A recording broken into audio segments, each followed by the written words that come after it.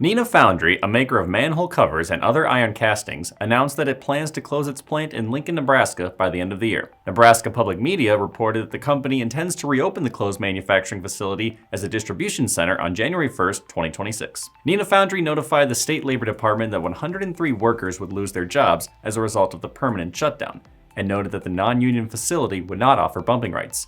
It did not disclose how many people the distribution center will employ. The company stated that it reviewed its production facilities and, despite investing in the Lincoln location over the past 3 years, determined that its operations had, quote, excess manufacturing capacity.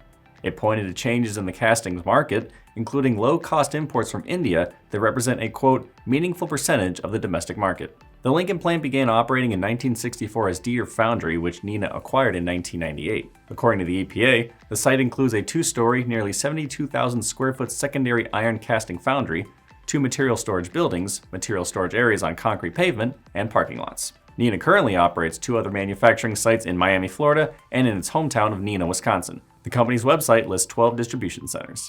I'm Nolan Bastine. This is Manufacturing Now.